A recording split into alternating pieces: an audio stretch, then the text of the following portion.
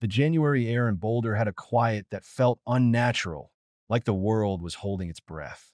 My garage door, normally just a dull gray backdrop to the daily grind, was screaming insults at me. Pervert, sprayed in sloppy red letters. January 7th. I filed a police report. The responding officer, Patterson, older, tired, with the enthusiasm of a man who'd been through too many mundane calls, took photos. I asked him if he had any leads. He shrugged. Check social media, he said.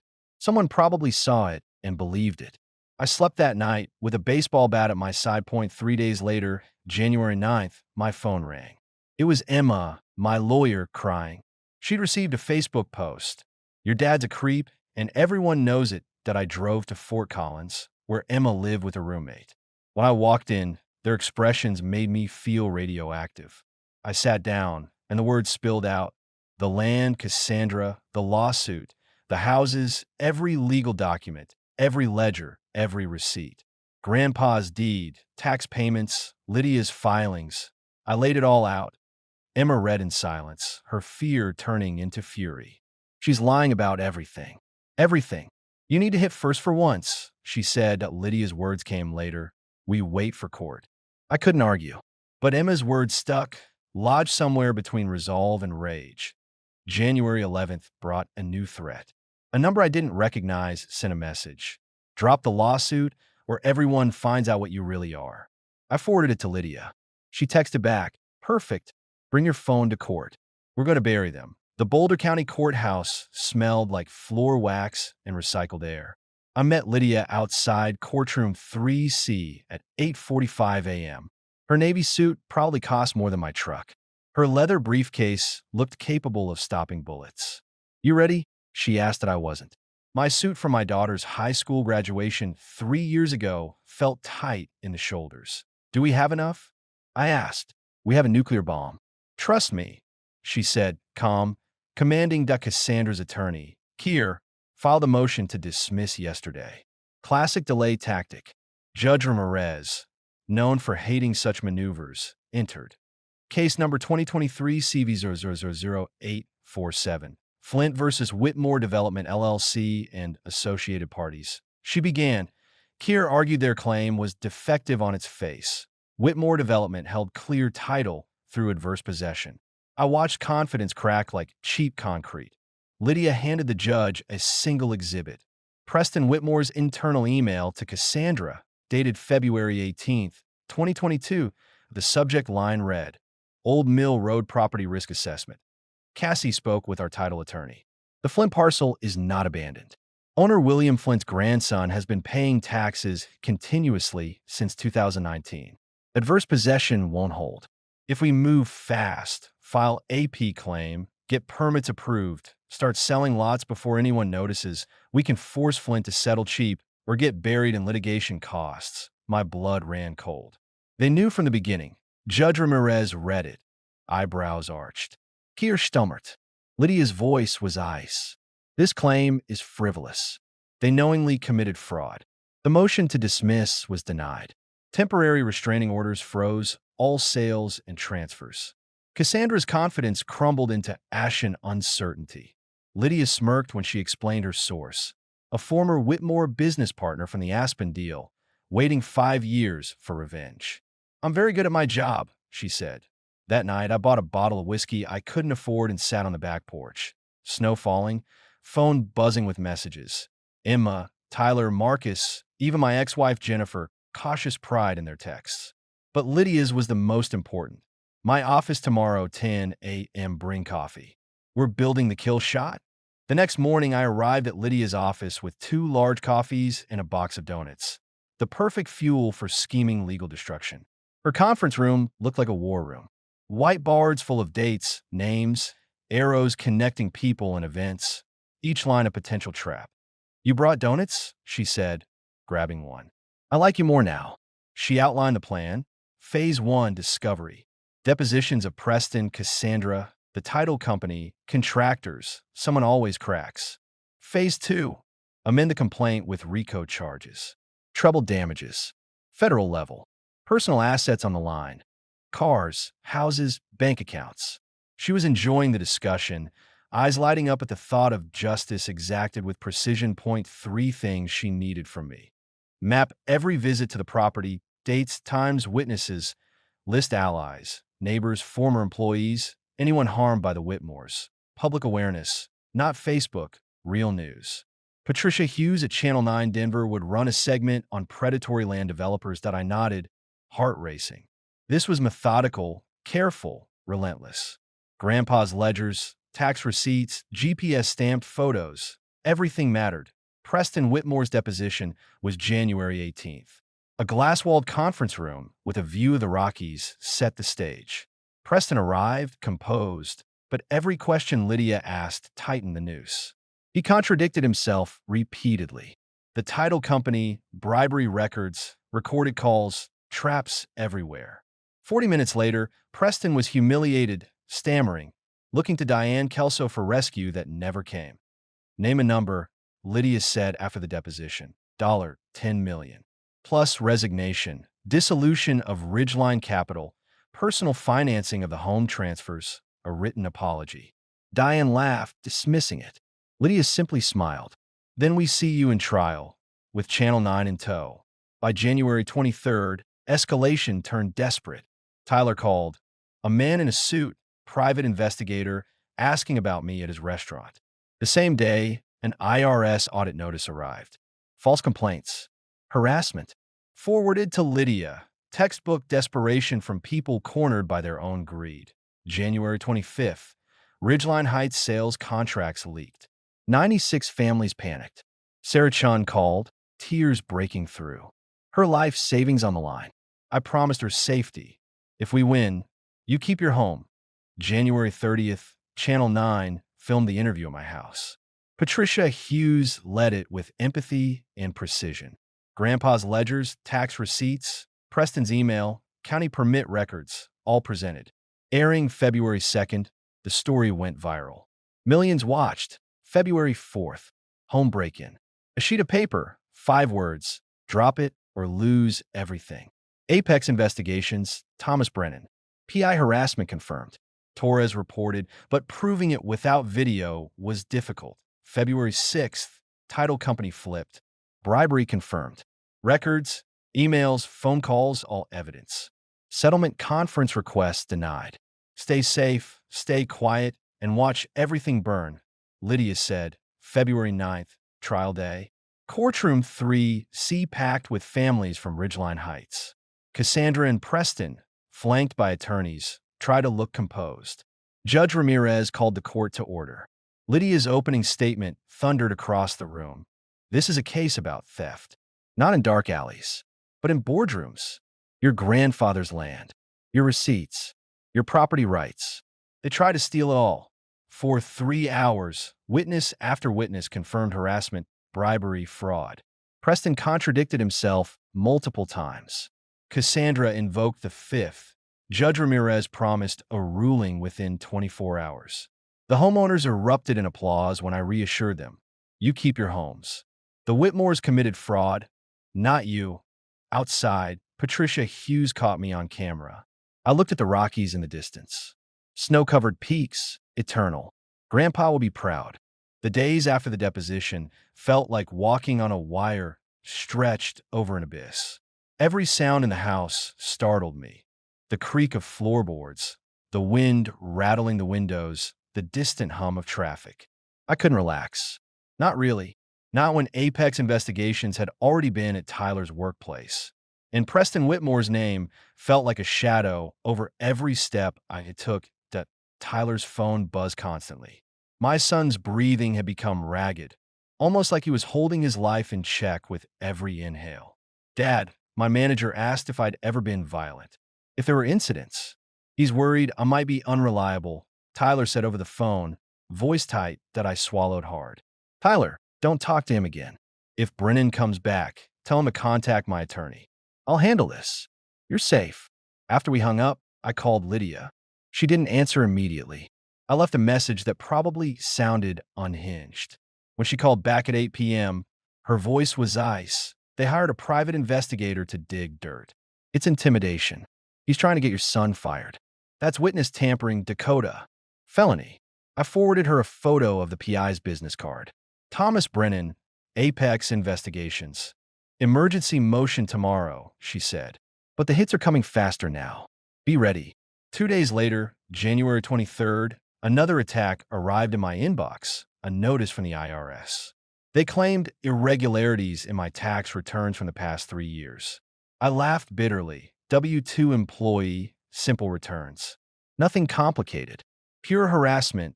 That I forwarded it to Lydia. They're burning bridges, she said. Rich people panic. They throw money at problems until the problems go away. But they're making mistakes now. Desperate people always do. And she was right. 2 days later, the floodgates opened. Ridgeline Heights sales contracts were leaked to a Boulder real estate blog. All 96 homes, prices from $450,000 to $530,000, sold on disputed land. The headline screamed, "Luxury developers sold homes on stolen property. Buyers may lose everything." My phone exploded with frantic messages. Emails from panicked homeowners. And Sarah Chun, crying, pleading. I used my entire life savings for house 67, and now my title insurance company refuses to cover it. I didn't know what to say. I wasn't trying to take anyone's home. I was trying to stop the theft. But what happens if I win? You'll keep your home, I said, hoping it sounded as firm as I felt. January 30th. The Channel 9 interview. Patricia Hughes arrived with a cameraman named Steve, enough lighting to film a Marvel movie. She had the kind of confidence that comes from knowing you've chased down every story that matters and survived. Gray streaked hair, practical ponytail, blazer, a look that said, I will get the truth no matter what. Mr. Flint, I've been covering real estate fraud for 12 years. Your case? Most brazen I've seen, she said, shaking my hand. I tried to tidy the house in a panic, shoved dirty laundry into closets, vacuumed the floors, wiped down counters. Steve set up lights. Patricia reviewed her notes. I'll ask about your grandfather, the property, how you discovered the development. Just talk to me, not the camera. For 90 minutes, I told her everything. Grandpa's ledgers, Cassandra's contempt, Preston's emails, Facebook smear campaigns, families caught in the crossfire. She asked sharp questions, but made me feel like I was speaking to a friend, not performing. After the camera stopped, I asked Patricia about airing the segment, knowing Cassandra Whitmore had threatened a lawsuit. Absolutely, Patricia said.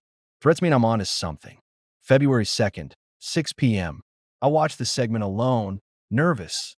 My living room, normally comforting, felt like a courtroom. Patricia's voice overlaid footage of Ridgeline Heights, aerial shots of homes, Grandpa's deed, smoking gun emails, and tax records. She exposed fast-tracked approvals paid for with $50,000 campaign donations. The story ended with my voice. I'm not trying to hurt the families who bought these homes. They're victims too. But we can't let people like the Whitmores get away with this. My phone didn't just ring. It detonated. Emma called, crying proud tears. Marcus texted, you just became a folk hero. Even my boss, Martin, sent a message. Come back to work Monday. We're proud of you. Then came a block number. You just made the biggest mistake of your life. I forwarded it to Lydia. Don't go anywhere alone. Vary your routes. Keep doors locked. February 4th, home break-in. My front door was ajar when I returned from grocery shopping. I had locked it. Heart hammering, I called 911. Deputy Torres arrived, first with backup. They cleared the house. Nothing stolen, but on my kitchen table was a single sheet. Drop it or lose everything. Torres bagged it. Gloves, no prints, perfect planning. I called it the Whitmores. But I couldn't prove it. 2 hours later, neighbor Carol, retired librarian, knocked. I saw a black Audi SUV across the street yesterday. Man in a suit walked up your driveway. Back in 10 minutes. She handed me a sticky note. License plate KLM 4892, Apex Investigations. February 6th, 3 days before trial. Lydia called with an update. Rocky Mountain title was flipping. They admitted the adverse possession claim was shaky, but accepted $45,000 from Preston under the table. Emails, payment records, recorded calls. We have them. They know it too. Settlement conference? Denied. Get ready to watch everything burn. Lydia said that I stared out Emma's apartment window at the snow-covered streets, hoping I'd see Cassandra and Preston's desperate moves in time. February 9th, trial day. I put on my old suit, drove to Boulder with Emma in the passenger seat. Tyler wanted to come, but couldn't miss work. Courtroom 3C was chaos. News vans, Channel 9 cameras, families from Ridgeline Heights. Cassandra and Preston, flanked by attorneys, sat at the defense table. Cassandra in cream-colored suit, perfect composure, hands shaking slightly. Judge Ramirez entered. Court of law. Not a circus, she said. Murmurs of agreement. Lydia's opening statement thundered across the room. Your Honor, this case is about theft. Not in dark alleys, but in boardrooms. Dakota Flint inherited 47 acres. When he couldn't visit, the defendants seized opportunity, built illegally, and counted on citizens being unable to fight back. She held up Preston's email, blown up. The evidence was undeniable. The Whitmores knew the legal owner, knew their claim would fail, and acted anyway. Phase 2, bribery, harassment, hiring PIs, false IRS reports. Pattern of intimidation, malicious intent, and fraud. Every step meticulously recorded. Every trap laid meticulously. The courtroom fell silent. The homeowners watched, riveted. The trial dragged on for 7 hours. Lydia called witnesses with precision. The title company representative admitted to accepting a bribe. Rick Polson from Code Enforcement testified about the pattern of false complaints. Deputy Torres recounted harassment campaigns. Grandpa's ledgers, tobacco-scented, meticulous proof of 50 years of ownership, were entered as evidence. Preston Whitmore took the stand. Lydia dismantled him in 40 minutes. Every answer dug him deeper. He stammered, contradicted prior deposition testimony, looked to Diane Kelso for rescue that never came. Cassandra Whitmore invoked the Fifth Amendment, refusing to testify. Her lawyers probably begged her not to appear. The courtroom would have destroyed her credibility. At 4:47 p.m., Judge Ramirez announced she'd issue a ruling within 24 hours. In the hallway afterward, homeowners swarmed me. Sarah Chun gripped my arm, trembling. If you win, do we keep our homes? She asked. Yes, I said, loud enough for everyone to hear. Every single one of you. The Whitmores committed fraud, not you. The crowd went silent. Then applause began, growing until the hallway reverberated with cheering. Cassandra passed, flanked by attorneys, eyes full of hatred, and disappeared into the elevator. Patricia Hughes caught me on the courthouse steps. How do you feel? She asked. I glanced at Emma. The Rockies in the distance, snow-covered and eternal. My grandfather would be proud, I said. The next morning, Judge Ramirez issued her ruling, a complete victory.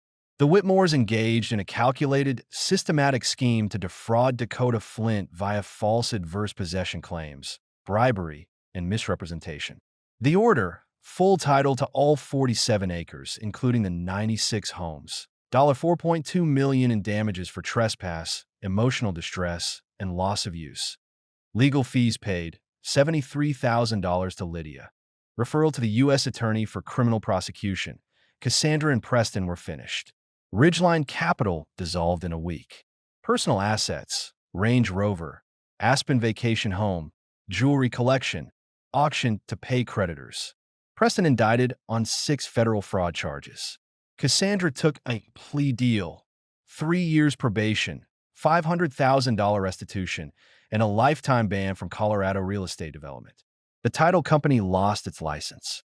Brian Kemper resigned to avoid further damage. But another challenge remained: what to do with 96 families who'd bought homes on my land. I could have forced them out, sold the houses, pocketed $16 million. That was legal, expected. But Grandpa's legacy wasn't about profit. I called a town hall meeting at Ridgeline Heights, March 15th. All 96 families showed up in the unfinished clubhouse. Sarah Chun stood with her daughter. The Rodriguezes, an elderly couple, sat near the back. These weren't villains. They were teachers, nurses, electricians, people who saved for years for a dream. I know you're scared, I said, Lydia at my side. You bought homes in good faith. You did nothing wrong. I'm not here to punish you for someone else's crime. I explained my plan. Transfer ownership of all 96 homes to the Ridgeline Heights Community Trust, a nonprofit. Families keep homes at the price they paid. No mortgages, no interest, just what they've invested. Funds go to maintain roads, cover property taxes, and establish a scholarship fund for kids. The room erupted in applause. Tears, hugs, shouts of thank you. Mr. Rodriguez shook my hand so hard I thought my shoulder would dislocate. You're a good man. Your grandfather raised you right. By September, the William Flint Memorial Scholarship launched. $10,000 annually for Colorado students studying engineering, forestry, or environmental science. Emma helped set it up. Grandpa's ledgers of timber sales now funded someone's education. I kept 5 acres for myself. The part with old-growth pines Grandpa refused to log. Built a small cabin. Tyler visits on weekends. Emma brings her boyfriend. Even Jennifer, my ex-wife, came once, saying she was proud. Patricia Hughes followed up in December. From property theft to community triumph. My story won her 3rd Emmy. Last week, Sarah Chin's daughter drew a picture. A crayon house with a stick figure labeled Mr. Dakota holding a giant deed. It's on my fridge, held up by a magnet shaped like Colorado. I think of Grandpa's notes sometimes. Don't let the bastards take what's yours. He was right. But what's mine isn't just land or money. It's knowing 96 families sleep safely. It's a scholarship helping a kid who reminds me of myself. Broke, stubborn, just trying to build something. Justice. The real kind. Oh, here's my question. Have you ever dealt with an HOA nightmare, a property dispute, or someone trying to steamroll you? Drop your story in the comments. And if this inspired you, subscribe. More stories coming of ordinary people outsmarting the system. Remember, keep your receipts. All of them.